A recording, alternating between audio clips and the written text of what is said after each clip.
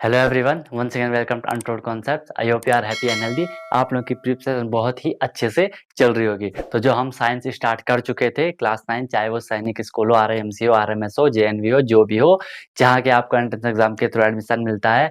तो उसमें हमने साइंस में फोर्स मैंने आपको डिस्कस कर लिया था। आप लोगों को वो अच्छा लगा होगा, आप लोगों ने फोर्स को बिल्कुल क्लियर कॉन्सेप्ट आपने पकड़ लिया होगा, राइट। उसमें मैंने आपको बताया था, उसी को मैं आज आगे करते हुए उसमें मैंने आपको दो चीज बताई थी कि फोर्स मतलब दो टाइप से लग सकता है किसी भी ऑब्जेक्ट पे, किसी भी बॉडी पे। एक तो होता है आपका क्या, बैलेंस, जब वहां पे नेट फोर्स जीरो होगा, और एक होता है हमारे क्या, अनबैलेंस्ड, कि जब नेट फोर्स जीरो नहीं है। ज्यादातर फोर्स अनबैलेंस्ड होते हैं। जब भी कोई बॉडी कहीं पे मूव हो जाती है तो वहां पे क्या होता है, अनबैलेंस्ड फोर्स हो जाता है, राइट। अब आपके डाउट है कि सर यहाँ तो टाइप कुछ और ही है। हाँ, वो टाइप हो सकते हैं, ठीक है। मतलब फोर्स तो कितने टाइप का हो सकता है।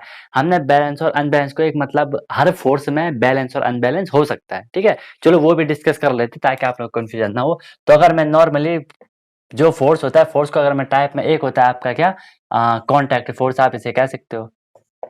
एक फोर्स होता है आपका कॉन्टैक्ट फोर्स, और दूसरा फोर्स होता है आपका क्या, नॉन कॉन्टैक्ट फोर्स।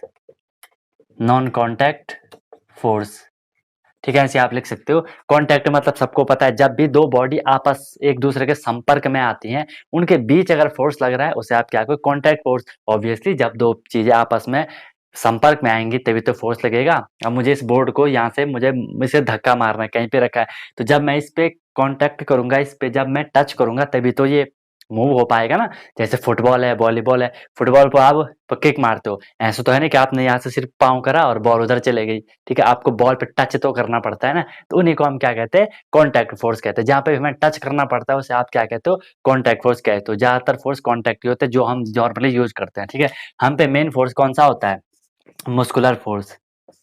हम पे मेन कौन सा होता है, मस्कुलर फोर्स होता है, ठीक है। मस्कुलर मतलब मसल्स, वो फोर्स जो मसल्स द्वारा लगाया जाता है, ठीक है। ये तो आप समझ रहे होंगे। बाकी डेफिनेशन आप बुक से लिख सकते हैं, 50 बुक आपके पास होंगी, ठीक है। अपनी लैंग्वेज में आप लिख सकते हो जो मैं बोल रहा हूँ। जो इंपॉर्टेंट होता है वो मैं आपको लिखवा देता हूँ। Contact force, when two body comes in contact, the force acting on, उनमें जो फोर्स एक्ट कर रहा होता है उसे आप क्या कहते हो, कॉन्टैक्ट फोर्स कहते हो। Muscular force, force applied by muscles, ठीक है। चाहे वो कोई भी हो, मसल, जिनमें मसल होती है, ऑब्वियसली एनिमल्स में होती है मसल। हम भी एनिमल्स है, ठीक है, वो भी हाई लेवल के, राइट। तो एक हो गया मस्कुलर, एक होता है यहाँ पे दूसरा क्या, फ्रिक्शन। फ्रिक्शन अभी पढ़ाऊंगा क्योंकि फ्रिक्शन थोड़ी आपको समझना जरूरी है। फ्रिक्शन अभी कर रहा हूँ आगे डिस्कस। फ्रिक्शनल फोर्स भी क्या होता है, फ्रिक्शनल फोर्स भी क्या होता है, पिछली बार भी मैंने आपको बताया था। वो भी कांटेक्ट होता है, जब दो बॉडी एक दूसरे के कांटेक्ट में आती है उसे आप क्या कहते हो, फ्रिक्शनल फोर्स कहते हो। ओके, नेक्स्ट है आपका non contact force. Non contact में क्या होगा, ऑब्वियसली वहां पे कांटेक्ट किसी का नहीं होगा। मतलब आप दूर से ही बॉल को करोगे ऐसे, मतलब सिर्फ इशारा करोगे वो वहां से गायब हो जाएगी, ठीक है। मतलब दूर चली जाएगी, उसे आप क्या कहोगे, नॉन कांटेक्ट। आप तो कर नहीं पाओगे, कौन करेगा, यस यू आर राइट। क्या होता है वो फोर्स, फर्स्ट जो सबसे ज्यादा मेन होता है वो क्या होता है बताओ, सबसे ज्यादा मेन क्या होता है, ग्रेविटेशनल फोर्स, ठीक है। इसमें फर्स्ट आएगा आपका क्या, यहीं से मैं कर रहा हूँ, फर्स्ट आएगा यहाँ पे क्या, gravitational force. Gravitational force, obviously gravitational force तो हर किसी को क्लियर होगा। फोर्स जो अर्थ अट्रैक्ट करती है अपनी तरफ, ठीक है, वो धक्का नहीं, वो अट्रैक्ट करती है। और हमने एक फोर्स को तो हमने पढ़ा था, जो भी कुछ भी चीज अगर वो किसी चीज को पुल कर रही है, मतलब खींच रही है, पुश कर रही है या हिट कर रही है, उसे आप फोर्स कहते हो। यहाँ पे अर्थ क्या कर रही है, पुल कर रही है अपनी तरफ, तो वो ग्रेविटेशनल फोर्स होगा, नॉन कॉन्टैक्ट। अभी मैं आपको ऊपर फेंकूंगा, आई मीन बॉल को ऊपर फेंकूंगा, बॉल फिर नीचे आ जाती है, क्यों, ग्रेविटेशनल फोर्स की वजह से, राइट। सेकंड, अब जो मेन नॉन कांटेक्ट, आपको ये भी, ये तो क्लियर आपको समझ आना चाहिए कि मैग्नेटिक फोर्स। मैग्नेट के साथ, चुंबक के साथ तो आपने बहुत खेला होगा, मैं भी खेला करता था, ठीक है।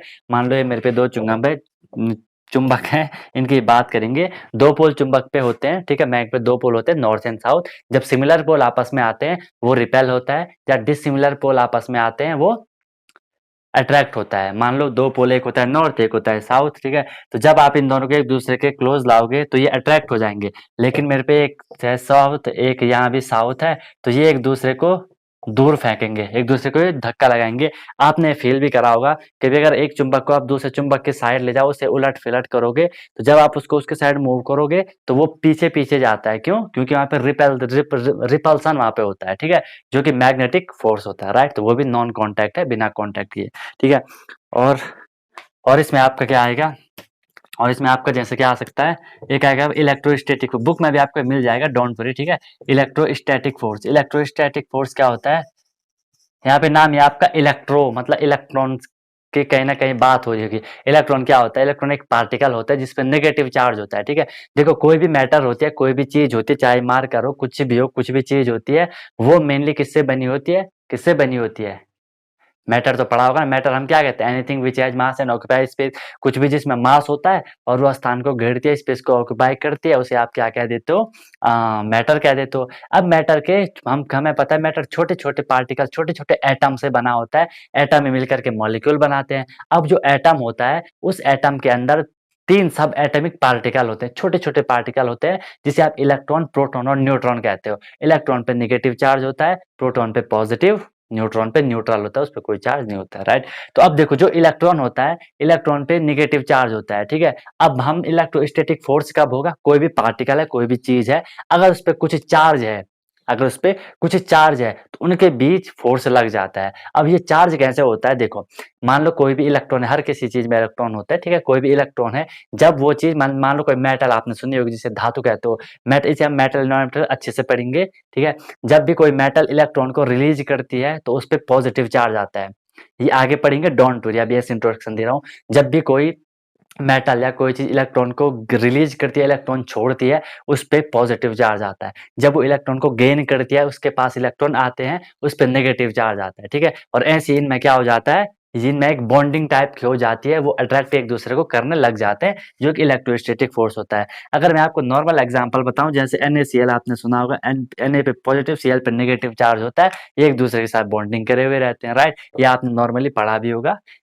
बाकी इलेक्ट्रोस्टैटिक यही है कि वो, अब देखो एक चीज आपको याद रखनी है, हमेशा क्या होता है, जो लाइक चार्ज होते हैं, मान लो यहाँ पे प्लस चार्ज है, यहाँ पे प्लस चार्ज है, ये हमेशा एक दूसरे को रिपेल करेंगे, ठीक है, जो रिपेल करेंगे। अगर यहाँ पे माइनस है, यहाँ पे माइनस है, रिपेल करेंगे, प्लस और माइनस है, अट्रैक्ट कर लेंगे, राइट। तो इसी को आप क्या कहते हो? इलेक्ट्रोस्टैटिक फोर्स, ठीक है। इलेक्ट्रोस्टैटिक फोर्स आप इसे कहेंगे कि जो भी इलेक्ट्रिक चार्ज होता है, चार्ज क्या होता है? चार्ज मैंने बोला, चार्ज क्या होगा? चार्ज वही जो मैंने बोला, इलेक्ट्रॉन को गेन या लॉस करना, ठीक है।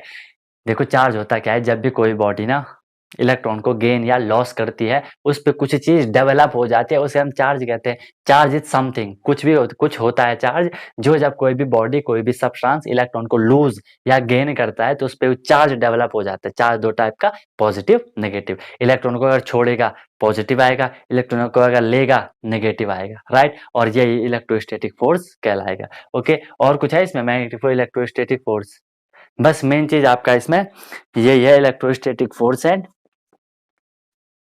ठीक है। इसके बाद अब हम बात करते हैं, जरा और कुछ होगा तो बता देना, ठीक है। इसके बाद हम बात करेंगे आज के मेन टॉपिक के फ्रिक्शन के बारे में, ठीक है।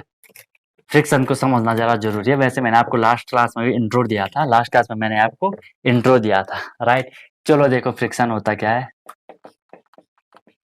फ्रिक्शन हिंदी में आप इसे क्या कहते हो? फ्रिक्शन को हिंदी में आप इसे घर्षण कहते हो। किसने हिंदी में पढ़ा हो? हिंदी में नाम थोड़े अलग टाइप के रहते हैं, लेकिन इंटरेस्टिंग रहते हैं, ठीक है। तो फ्रिक्शन क्या होता है? फ्रिक्शन को आप कह सकते हो, फ्रिक्शन को लिख लो, ठीक है। फ्रिक्शन इज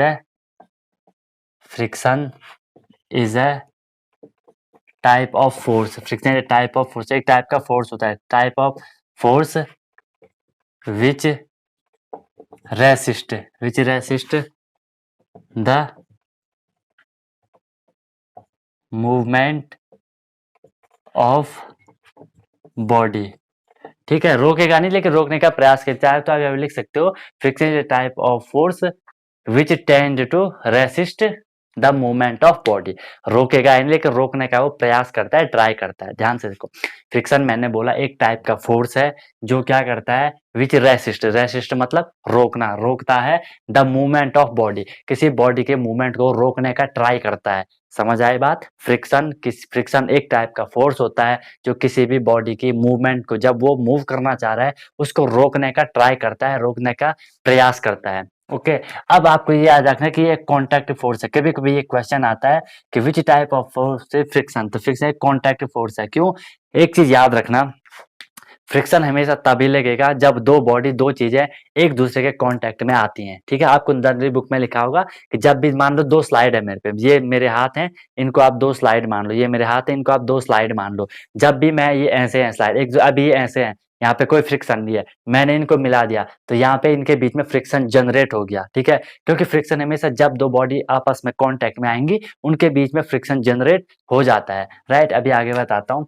अब देखो जो ये फ्रिक्शन होता है, फ्रिक्शन कई टाइप का हो सकता है, जनरली बता रहा हूँ आपको। जैसे फर्स्ट लिख सकते हो आप स्टैटिक फ्रिक्शन। स्टैटिक मतलब होता है रुका हुआ, एक होता है स्टैटिक या रेस्ट, एक होता है मूव, ठीक है। स्टैटिक मतलब रुका हुआ। जब मेरे पे ये दो स्लाइड है, अभी जैसे मैं खड़ा हूं तो हमारे पाँव के बीच और अर्थ के बीच या जो लैंड है वहां पे उसके बीच वहां पे क्या होगा, एक फ्रिक्शन होगा, लेकिन उसका नाम क्या है, स्टैटिक फ्रिक्शन, ठीक है। जब दो बॉडी एक दूसरे के कांटेक्ट में आती है लेकिन उनमें मूवमेंट नहीं हो रहा है तो उसे आप क्या कहोगे, फ्रिक्शन कहोगे। कौन सा फ्रिक्शन, स्टैटिक फ्रिक्शन कहोगे। फिर देखो जैसे ही मैंने स्लाइड को मूव करवाना स्टार्ट करा, जैसे मैंने स्लाइड को हाथ को ऐसे मूव करवाना स्टार्ट करा तो जहां जैसे ये स्टार्ट हो रहा होगा, ध्यान से सुनना, जैसे ये स्टार्ट हो रहा होगा तो वहां पे जितना फ्रिक्शन रहा होगा उसे आप क्या कहते हो, लिमिटिंग फ्रिक्शन कहते हो। पहले क्या था, रुका हुआ था, स्टैटिक फ्रिक्शन। जैसे ये स्टार्ट होना हुआ, जैसे ये स्टार्ट मूव करना स्टार्ट हुआ, जो फ्रिक्शन होगा लिमिटिंग फ्रिक्शन, राइट। फिर देखो जब भी ऐसे मूव कर रहा है, इनके बीच काइनेटिक फ्रिक्शन है। काइनेटिक कहीं पे भी वर्ड आए उसका मतलब प्रॉपर मूवमेंट से होता है। जैसे आपने काइनेटिक एनर्जी भी सुनी होगी, ठीक है, कहीं पे मूवमेंट हो रहा है काइनेटिक फ्रिक्शन होगा। जब भी ये मैं पूरे हाथ को ऐसे मसल रहा हूँ यहाँ पे काइनेटिक फ्रिक्शन होगा, राइट। इतनी चीज आपको क्लियर हुई। नेक्स्ट चीज, एक एक आता है यहाँ पे क्या, रोलिंग फ्रिक्शन। रोलिंग फ्रिक्शन क्या होगा, जब दो बॉडी आपस में ऐसे रोल करती हैं, ठीक है, पूरा रोल। थोड़ा अभी तो अगर मैं जमीन पे चल रहा हूँ, यहाँ पे मैं रोल तो नहीं हो रहा हूँ, राइट। अगर आप ऐसे पूरे रोल हो जाते हो तो वहां पे उसे आप क्या कहोगे, रोलिंग फ्रिक्शन कहोगे, ठीक है। सिंपल चीज है, ज्यादा कुछ है नहीं। और फ्रिक्शन के कई सारे एग्जाम्पल होते हैं, जैसे हम जमीन पे चल रहे हैं ना, फ्रिक्शन की वजह से चल रहे हैं। आपने देखा, आप सैंड पे चलते हो ना, तो वहां पे सैंड पे हम अच्छे से नहीं चल पाते क्योंकि वहां पे फ्रिक्शन की कमी होती है, लैक ऑफ फ्रिक्शन होती है, क्योंकि हमारा प्रॉपर कांटेक्ट नहीं हो पाता है, राइट। देखो इसे आप ऐसे समझ सकते हो, जब भी आप चलते हो ना, ध्यान से समझना, जब भी आप आगे की तरफ चलते हो तो आपने फील करा होगा कि जब मैं ऐसे चलने को ट्राई होता हूँ ना, तो जो मेरे पंजे होते हैं, पाँव के जो पंजे होते हैं, मैं जब ऐसे चल रहा हूँ तो वो पाँव के पंजे ऐसा लग रहा है कि वो जमीन को पीछे की तरफ धक्का दे रहे हैं। आई बात समझ, वो जमीन को पीछे की तरफ क्या कर रहे हैं, धक्का दे रहे हैं। और जब वो धक्का दे रहे हैं तो मैंने आपको बताया था पिछली क्लास में, ये है कोई भी ऑब्जेक्ट, ये अगर यहाँ से फोर्स अप्लाई हो रहा है तो जो फ्रिक्शन होगा वो हमेशा दूसरी साइड से लगता है, अपोजिट डायरेक्शन में लगता है। क्यों अपोजिट डायरेक्शन में लगता है, क्योंकि मैंने बोला विच रेसिस्ट, जो मूवमेंट को रेसिस्ट करने का ट्राई करता है, ठीक है। अब हमेशा ये अपोजिट डायरेक्शन में होगा। अगर आप इसे इधर को धक्का दे रहे हो तो ये इसको इधर को धक्का देने का ट्राई करेगा, ठीक है। तो इसीलिए आप जमीन पे आसानी से चल पाते हो, क्योंकि जमीन फिर आपको ये समझ तो आए की तरफ धक्का देती है, ठीक है। ऐसे समझ सकते हो, फ्रिक्शन है वो, राइट। ये आपको क्लियर हो चुका है कि फ्रिक्शन क्या होता है। कोई भी डाउट होगा पूछ लेना, कोई भी डाउट होगा पूछ लेना।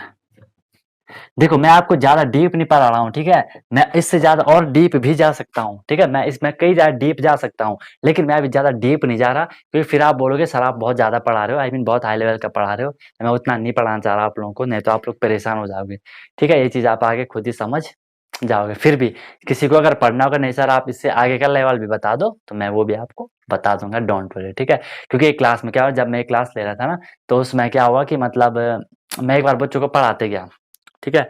मतलब मैं मतलब जनरली बुक से नहीं पढ़ाता हूँ, ठीक है। बुक मतलब एक रेफरेंस के लिए रखी रहती है साइड में, बुक से पढ़ाते हैं, मैं अपना अलग एक कॉन्सेप्ट लेके चलता हूँ, ठीक है। मैं कभी बुक से नहीं पढ़ाता हूँ, ठीक है। जौर में देखता तो हर कोई बुक से है, ऑब्वियसली बिना बुक से कैसे करोगे, देखोगे रेफरेंस दोगे, लेकिन मैं पढ़ाता अपने आप हूँ। उसमें क्या, मैं बच्चों को पढ़ाते गया, एक टॉपिक पता नहीं क्या चल रहा था, वो एटम था, कुछ कुछ पता नहीं क्या था, ध्यान नहीं आ रहा। तो मैं बच्चों को पढ़ाते गया, ठीक है, काफी आगे पहुंच गया। मतलब अब मैंने बच्चों का एक्सप्रेशन देखा, अजीब, मतलब अजीब रिएक्ट कर रहे थे, मतलब शक्ल उनकी ऐसे की जैसे कि क्या हो गया होगा, ठीक है। फिर मैंने पूछा कि क्या बोले, समझ नहीं आ रहा। मैंने कहा तुम्हें ये समझ नहीं आ रहा, मैंने कहा ये समझ नहीं आ रहा। मैंने बोर्ड पे देखा, मैंने कहा यार ये तो काफी डीप हो गया ठीक है।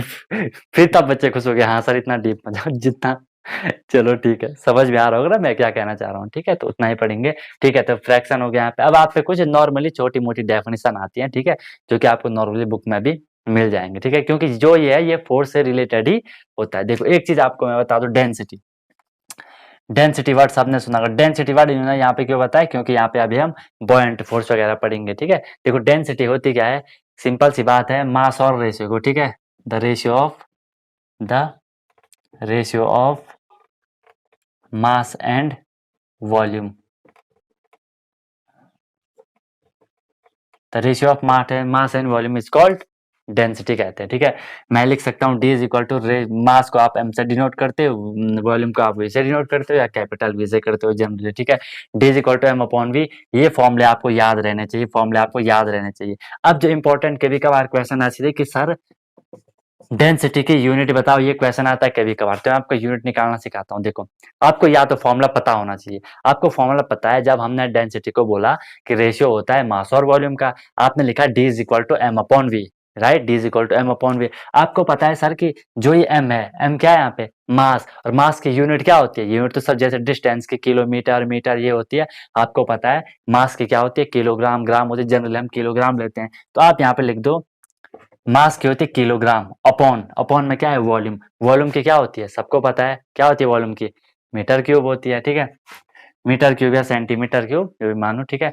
किलोग्राम पर मीटर क्यूब, अगर आप यहाँ मीटर लोगे या फिर आपको सेंटीमीटर लेना पड़ेगा, मीटर पर सेंटीमीटर क्यूब, राइट।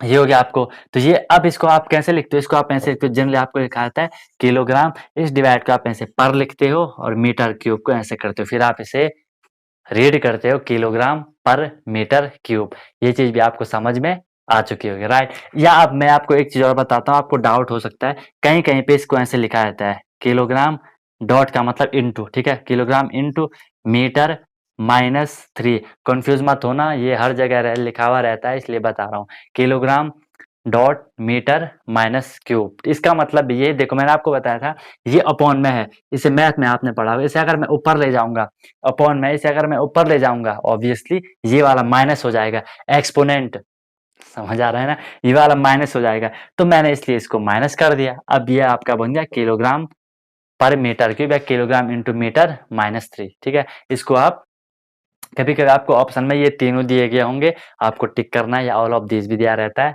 कई बच्चे यहाँ पे कंफ्यूज हो जाते हैं, तो मैंने आपको बता दिया, कंफ्यूज मत होना, तीनों एक ही फॉर्म है, राइट। इसके बाद नेक्स्ट चलते हैं। अब देखो यहाँ से आप एक चीज समझाता हूँ मैं आपको यहाँ से, ठीक है। D is equal to M upon V से आप समझ रहे हो कि यहाँ पे इनमें रिलेशन कैसा है, ये मास है, वॉल्यूम या डेंसिटी है, ठीक है।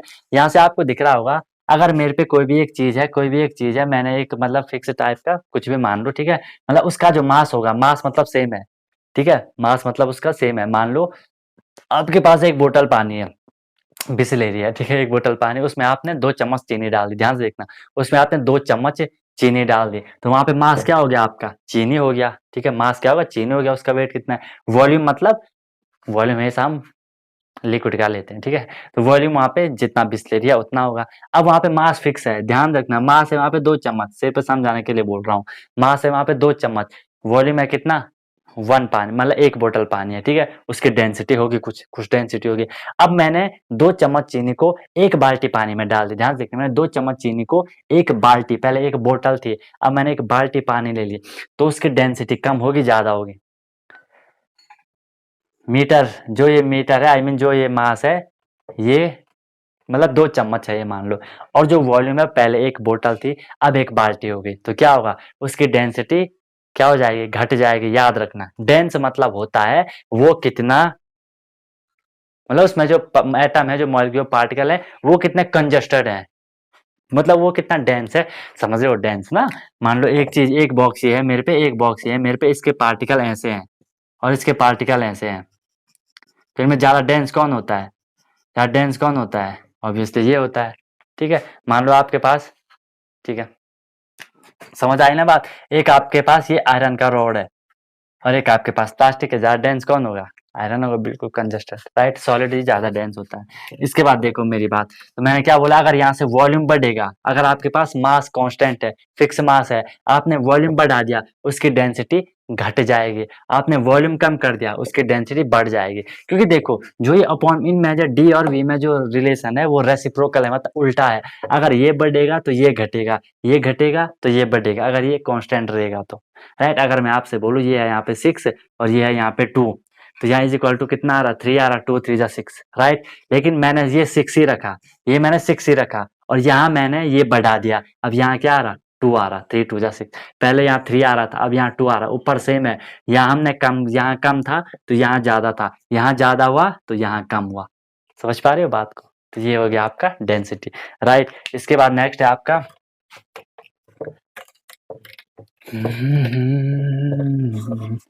नेक्स्ट है आपका यहाँ पे प्रेशर, ठीक है, जो कि आपका चैप्टर का फोर्स, फ्रिक्शन एंड प्रेशर।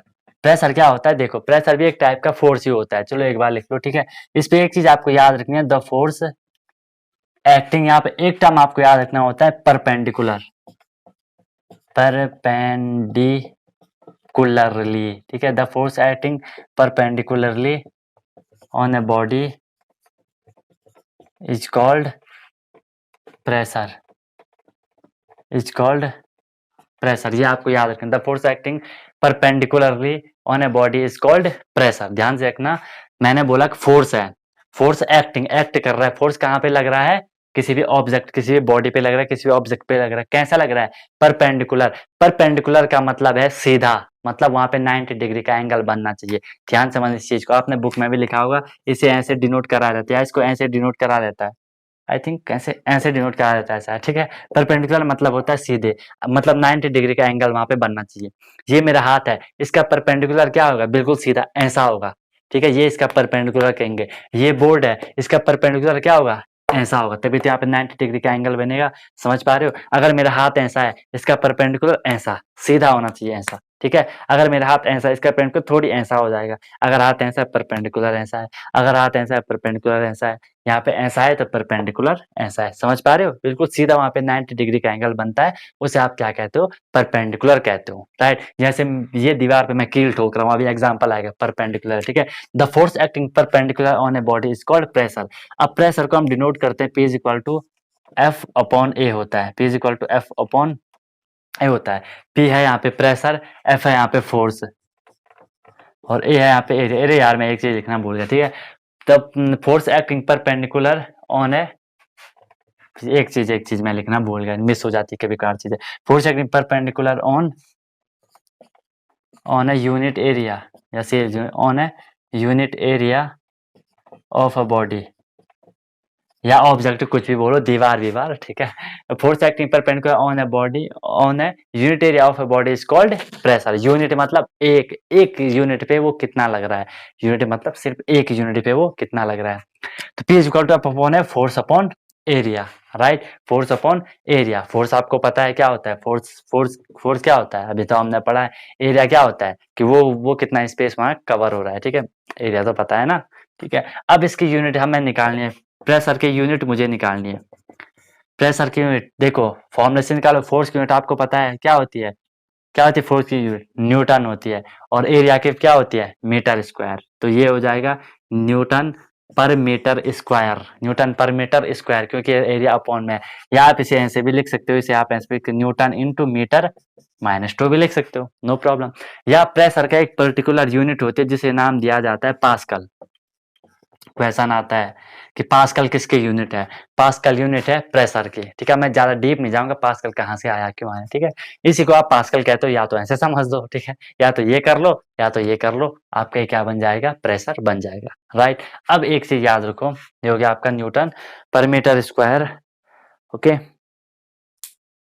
और पास्कल। अब आपको यहाँ से एक चीज याद रखनी है कि यहीं पे अगर मैं आपको वो चीज बताऊं, वो चीज भी आपको यहीं से क्लियर होनी चाहिए कि अगर फोर्स कांस्टेंट है, फोर्स उतना ही है, और अगर हमने एरिया बढ़ा दिया तो प्रेशर घटेगा, एरिया कम कर दिया प्रेशर बढ़ेगा, राइट। और हमने बोला कि ये प्रेशर होता क्या है, फोर्स लग रहा है एक यूनिट एरिया पे, फोर्स लग रहा है 1 यूनिट एरिया पे, जितना फोर्स लग रहा है परपेंडिकुलर, ऐसे टेढ़ा नहीं मारोगे, ऐसे टेढ़ा नहीं मारोगे, ठीक है, बिल्कुल सीधा मारोगे, राइट। इसे आप क्या कहोगे, परपेंडिकुलर कहोगे। अगर एरिया ज्यादा है तो प्रेशर कम होगा, एरिया कम है तो प्रेशर ज्यादा होगा। एक चीज और समझो आप, मान लो जब आप जो कील होती है ना, इसके एग्जाम्पल ही समझ लो, एग्जाम्पल बुक में आपको कई सारे मिल जाएंगे। जैसे जो कील होती है ना, ये कील यहाँ पे लगी है, ठीक है, तो कील को आप किस साइड से ठोकते हो, आई मीन जो उसका शार्प एज होता है, जो उसका शार्प एंड होता है, उस साइड को आप दीवार पे लगाते हो, और जहां से वो मतलब उसका सर होता है, वहां से आप उसे ठोकना स्टार्ट करते हो, ठीक है। तो आपने देखा होगा कि वहां से कील आसानी से चली जाती है। अगर आप कील को उल्टा कर दो,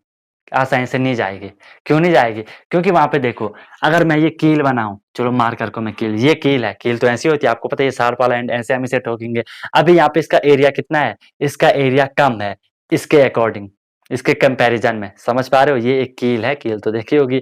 इसका ये ठोकने वाला है जहाँ से हम इसको दीवार पे लगाते हैं। यहाँ का एरिया कम है, यहाँ का एरिया ज़्यादा है। हम जनरली इसको ऐसे ठोकते हैं, क्यों? ऐसे में यहाँ पे एरिया कम है, एरिया कम है तो प्रेशर ज़्यादा होगा। समझ पा रहे हो? एरिया कम है, प्रेशर ज़्यादा लगेगा, जो कि फोर्स लग रहा है, ठीक है? फोर्स कांस्टेंट, थोड़ी सी आप मारोगे, प्रेशर ज़्यादा लगेगा, कील आसानी से अंदर जाएगी। अगर आप इसे ऐसा कर दो, एरिया ज़्यादा हो गया, एरिया ज़्यादा हो गया तो प्रेशर कम होगा, एरिया ज़्यादा होगा तो प्रेशर कम होगा, कील आसानी से नहीं जाएगी। वो अलग बात है कि या तो आपको वहाँ पे फोर्स बढ़ाना पड़ेगा, राइट? या तो फोर्स बढ़ाना पड़ेगा, और फोर्स बढ़ाने में आपको दिक्कत हो सकती है, राइट? समझ पा रहे हो ना? तो ये चीज़ हो गया। और एग्जाम्पल क्या होते हैं प्रेशर के?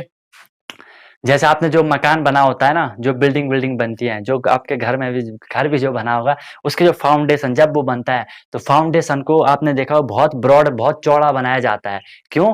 एरिया ज़्यादा होगा, प्रेशर ऊपर से, मकान का प्रेशर उस पे कम पड़ेगा। समझ पा रहे हो? ज़मीन पे वहाँ पे कम पड़ेगा, इसलिए फाउंडेशन मजबूत और ब्रॉड बनाई जाती है ताकि प्रेशर कम लगे। और क्या एग्जांपल हो सकते, जैसे आपने रोलर देखा होगा, या वो बुलडोज़र वगैरह, जेसीबी वगैरह आपने देखे होंगे, है ना? उनके जो टायर होते हैं बहुत बड़े होते हैं ताकि प्रेशर कम पड़े, ठीक है? अगर छोटे होंगे फट जाएँगे, ठीक है? उनको उतने बड़े वोल्टेज का प्रेशर झेलना है उसको ना, उतने बड़े रोलर का प्रेशर उन टायर को झेलना है। आपने छोटे लगा दिए, प्रेशर पड़ जाएगा, फट जाएँगे टायर, इसलिए उसके जो एरिया होता है बहुत ज़्यादा होता है, एरिया ज़्यादा होगा उन पे प्रेशर कम पड़ेगा, राइट? और आपने बैग वैग के हैंडल देखे होंगे, बैग वैग के हैंडल देखे होंगे, काफ़ी बड़े खींचने वाले, काफ़ी लंबे बड़े बनाए जाते हैं। क्यों? एरिया ज़्यादा, हाथ पे वो प्रेशर कम डालेंगे, राइट? और आप क्या समझोगे? चाकू होता है, चाकू आपने देखा होगा, जहाँ से आप काटते वो शार्प, कम एरिया उसका बनाया जाता है। देखना घर में चाकू, ठीक है? ऊपर की साइड वो मोटा होगा, जहाँ से आप काटते हो वहाँ थोड़ी पतला होगा। क्यों? एरिया कम, प्रेशर ज़्यादा, राइट? एरिया कम, प्रेशर ज़्यादा लग जाएगा। तो ये थे पूरे आपके क्या, प्रेशर के क्या, कुछ जनरल एग्जांपल। क्वेश्चन भी आता है इन पे कभी-कभी, राइट? तो आज के लिए इतना ही कर दें? 1 मिनट देख लेता हूँ कितना हो गया है। 27, ठीक है, बहुत है आज के लिए। ठीक, जैसा कि आप लोग बोलते हैं, कोई बोल रहा था 4 घंटे का बना हुआ है ना, कोई बोल रहा है 20 मिनट का। चलो देखते हैं, ठीक है? तो यहाँ पे हमने क्या पढ़ा? फोर्स, प्रेशर, हमारा फ्रिक्शन हमारा कंप्लीट होगा। देखो, कोई भी डाउट होगा पूछ देना, मुझे पता है आप लोग बिल्कुल फ्री होते हैं मुझसे कुछ भी पूछने के लिए, कुछ भी मतलब पढ़ाई से रिलेटेड कुछ भी मत पूछ लेना, ठीक है? पढ़ाई से रिलेटेड कुछ भी आप पूछ सकते हो, कोई भी डाउट, कोई भी सजेशन आप मुझे पर्सनली बता सकते हो, नो प्रॉब्लम, ठीक है? तो यहाँ तक हमने, आप जरूर बताना, कमेंट, लाइक और कमेंट जरूर करा करो, कौन सी चीज आपको अच्छी लग रही है, सही चल रहा है, नहीं चल रहा है। अगर कभी होता है कि सर सही नहीं है, तो नेक्स्ट वीडियो में आपको वो चीज मैं अच्छे से प्रोवाइड करवा दूंगा, राइट? भाई मैं भी इंसान हूँ ना, मुझसे भी कभी कभार थोड़ी बहुत गलतियां हो सकती हैं, वैसे मैं बहुत कम गलतियां करता हूँ, ठीक है? क्योंकि मैं गलतियों से सीख चुका हूँ, ठीक है? गलतियों से मैं सीखता रहता हूँ, होती नहीं है गलतियां ज्यादा, ठीक है? तो ठीक है, आई होप आपको ये यहाँ से कुछ ना कुछ नया आपको सीखने को मिला होगा, कॉन्सेप्ट में आप तक पहुंचा पाया होगा, राइट? कोई भी आपका डाउट होगा पूछ लेना। मिलते हैं नेक्स्ट वीडियो में नए कॉन्सेप्ट के साथ, सीखते रहिए अनटोल्ड कॉन्सेप्ट के साथ। Wish you all the very best, be happy.